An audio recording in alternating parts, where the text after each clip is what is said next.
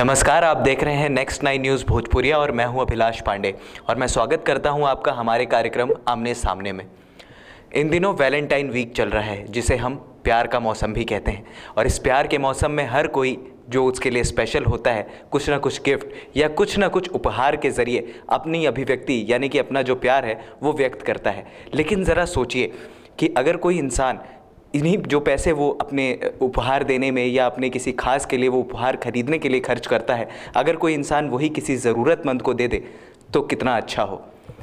इसी तरह की पहल को शुरू किया है। हमारे साथ हैं एक्टर अभिनंदन पांडे जी। अभिनंदन जी, स्वागत है आपका। नमस्कार अभिलाष जी, थैंक यू। अभिनंदन जी की एक शॉर्ट फिल्म आ रही है जिसका नाम है वैलेंटाइन डे वर्सेस रोटी डे। आप इस पोस्टर को देख सकते हैं, ये पोस्टर मेरे हाथ में है और ये एक शॉर्ट फिल्म है। इसका निर्देशन भी खुद अभिनंदन पांडे जी ने किया है। अभिनंदन पेशे से तो एक्टर हैं लेकिन इसमें इन्होंने डायरेक्शन भी दिया है और ये उनकी पहली शॉर्ट फिल्म है। आइए अभिनंदन, आप हमें बताइए कि इस मूवी के बारे में कुछ हमें बताएं। देखिए अभिलाष जी, ये जो मूवी है आज टाइम वैलेंटाइन का चल रहा है, लव का मौसम चल रहा है। तो एक देखा जाए तो जिसको हम गिफ्ट कोई देते हैं या फिर उसके लिए कुछ खास हम देते हैं, कोई कुछ भी हो, कितना भी महंगा हो, चाहे वो 2 रुपये का हो या 2 लाख का हो, गिफ्ट होता है। बट देखा जाए मैं आपको कोई गिफ्ट दे रहा हूँ तो आपके लिए वो यूजफुल है कि नहीं। मैंने आपको टेडी दे दिया, 500 रुपये का टेडी दे दिया, आप खुश हो गए, आप लेकर के गए, लेकिन वो आपके किसी यूज का नहीं है।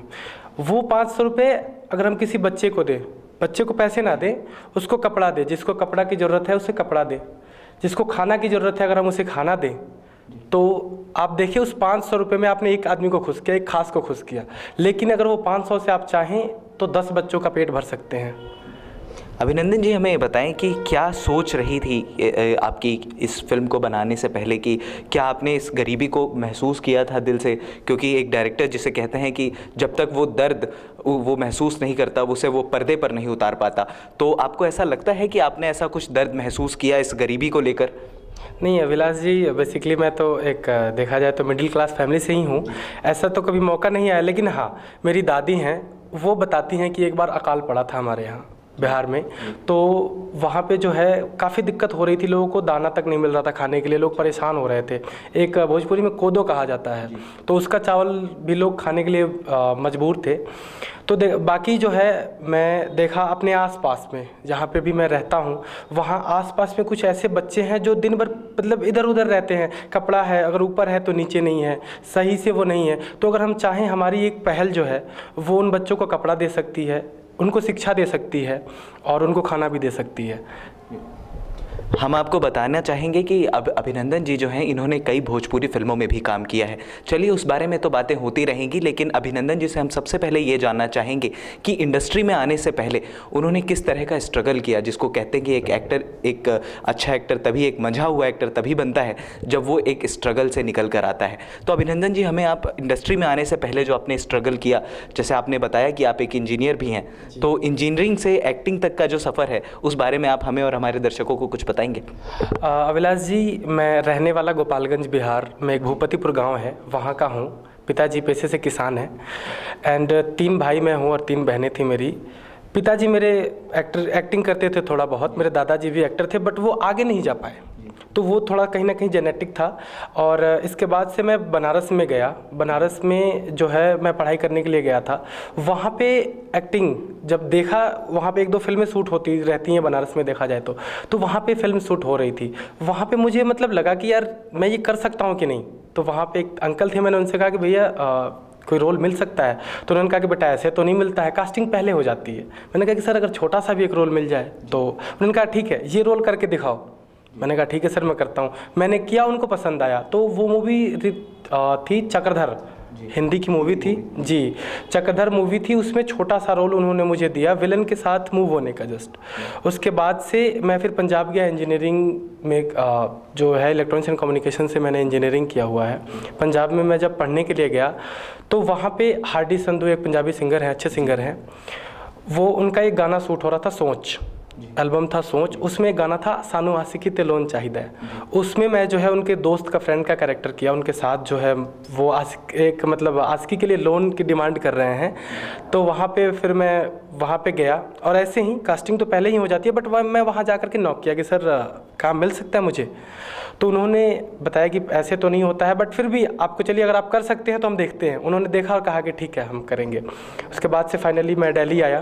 दिल्ली में महुआ टीवी जो है वहाँ पे एक शो है भौजी नंबर 1 सीजन 7 में मैं राजकुमार आर पांडे जी हैं, उनको थैंक यू मैं करना चाहूँगा कि वो मुझे इस इंडस्ट्री में देखा जाए लाने में, तो उनका योगदान एक अहम योगदान रहा है।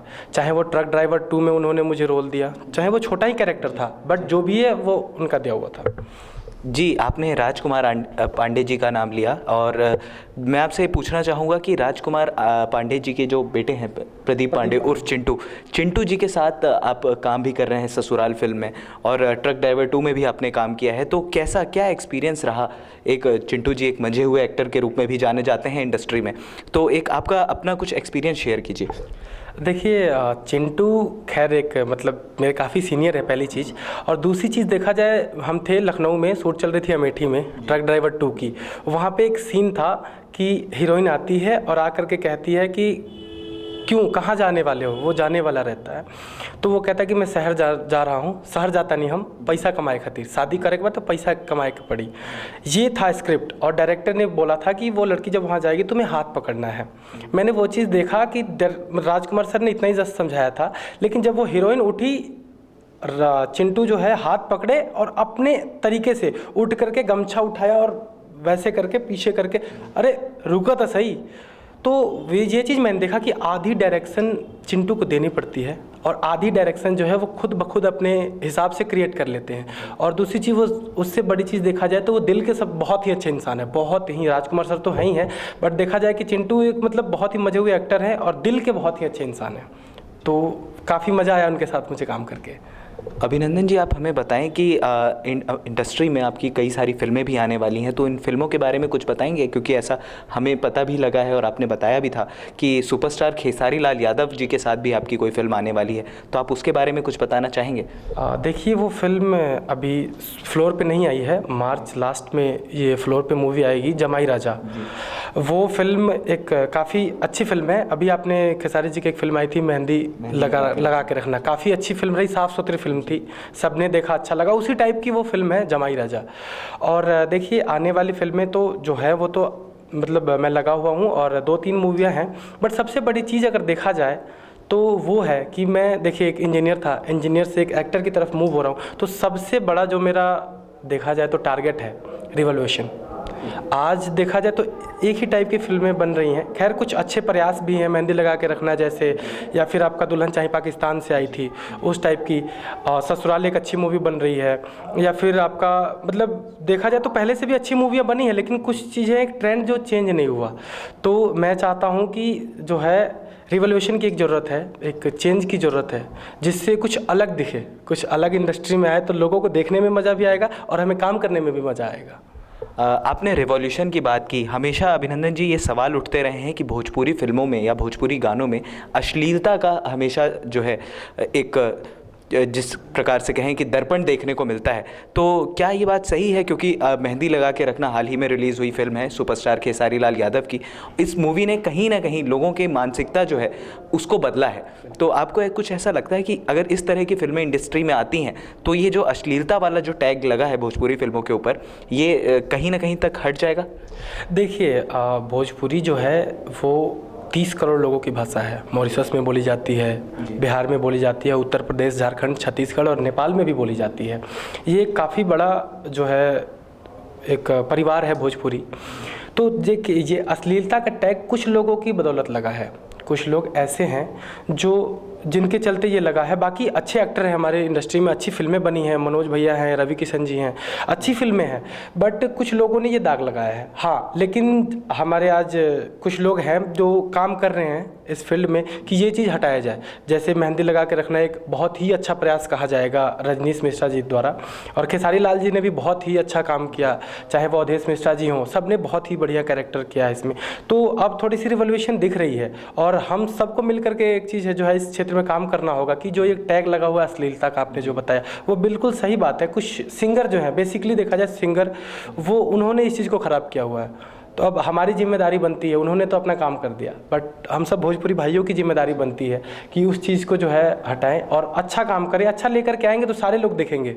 जो 30 करोड़ जनता है हमारी, 30 करोड़ नहीं, वो बाकी लोग भी देखेंगे, बट वो देखने लायक होनी चाहिए। अभिनंदन जी, हमें बताएं कि मतलब अब जाते जाते, अब समय की पाबंदी है, लेकिन जाते जाते हमें बताएं कि सिर्फ आपका भोजपुरी इंडस्ट्री की ओर ही रुख है या फिर आगे कभी बॉलीवुड का भी कुछ सपना आप लेके चल रहे हैं? नहीं, देखिए भोजपुरी तो मेरा अपना है, दिल में बसा हुआ है और मैं भोजपुरी मिट्टी से हूँ, तो भोजपुरी तो मेरा है ही है। साथ साथ जो है ये शॉर्ट फिल्म्स में जो कह रहा हूँ, अभी एक मूवी हमारी आने वाली है, बेवड़ा एक सफ़र। एक स्टूडेंट की कहानी है जो मिडिल फैमिली से बिलोंग करता है, कैसे वो कॉलेज में जाता है, गलत संगत में पड़ता है, एक तरीके से वो डिस्ट्रॉय, बर्बाद हो जाता है। उसके बाद से फिर वो नशा के खिलाफ जो है एक मुहिम लेकर के चलता है। वो एक आने वाली हमारी फिल्म है। तो भोजपुरी वो तो मैं करूँगा ही करूँगा, साथ साथ मैं कोशिश जो है एक स्ट्रगल लेकर के चल रहा हूँ बॉलीवुड के लिए भी। जी अभिनंदन जी, आप हमें हमारे दर्शकों को बताएं कि आप एक्टिंग के अलावा और भी किसी चीज़ों में इंटरेस्ट रखते हैं, या जैसे लिखना हो गया, खेलना हो गया, कुछ और ऐसी कला? देखिए, मैं जो है इस एक्टिंग के साथ साथ कविता भी लिखता हूँ, थोड़ा बहुत जो भी मन में आए वो लिखता हूँ। तो एक भोजपुरी कविता थी, 4 लाइन में आपको सुनाना चाहूँगा। माँ के ऊपर ये कविता थी। हमरा माई के हमेशा खुश रखस भगवान, हमर रोम रोम माई के बाटे कर्जदार। हमरा माई के हमेशा खुश रखस भगवान, हमर रोम रोम माई के बाटे कर्जदार। त कौना हाल में विदेशवा में रहेला ये बेटा हो। बेटा विदेश में है तो वो माँ पूछती है कि कौना हाल में विदेशवा में रहेला ये बेटा हो। हमर माई हमरा से रोजे पूछली, त बेटा खैला ह कि ना, मोरी माई पूछली। बेटा खैला ह कि ना, मोरी माई पूछली। कितना रुपया कमाला बाकी सभे पूछेला। बेटा खैला ह कि ना, मोरी माई पूछली। कितना रुपया कमाला बाकी सभे पूछेला। पूछेला केहू का हमरा खातिर लइबा तू, पर मरी माई पूछे बेटा कब अइबा तू। देखिए, माँ को एक ही काम होता है, काम नहीं कहेंगे, बट माँ का एक लालसा होता है कि मेरा बेटा मेरे पास रहे। चाहे बेटा कितना भी बूढ़ा हो जाए, वो माँ के लिए एक बच्चा ही रहता है। तो वो बाकी लोग जो होते हैं, अगर कोई कहीं से आता है तो कहता है कि मेरे लिए क्या लेकर के आओगे, मेरे लिए घड़ी लेकर के आना, मेरे लिए फ़ोन लेकर के आना। बट माँ का एक ही होता है सपना कि मेरा बेटा मेरे पास आ जाए। तो पूछेला केहू का हमरा खातिर लइबा तू, पर मोरी माई पूछे बेटा कब अइबा तू। अपन पेटे काटी पोसलस हमके, अपन पेटे काटी पोसलस हमके, दुख नहीं कब हमरा से कहले। बेटा खैला ह कि ना, मोरी माई पूछली। कितना रुपया कमाला बाकी सभी पूछेला। ये एक कविता मैंने लिखा था और कभी मौका नहीं मिला सामने, मैं लिखता रहता हूँ ऐसी जो भी मन में आता है, तो वो इसका एक ये लेखन था मेरा। अभिनंदन जी, बहुत बहुत शुक्रिया आपका हमारे स्टूडियो में आने के लिए। तो ये थे अभिनंदन पांडे जी।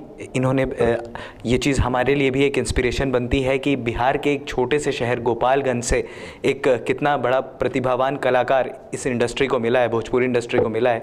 हिंदी फिल्मों में भी इन्होंने काम किया है और कविताओं का भी हुनर रखते हैं। तो ये था हमारे कुछ खास कार्यक्रम आमने सामने में। अगले हफ्ते फिर मुलाकात होगी आपके साथ किसी नई हस्ती के साथ। नमस्कार।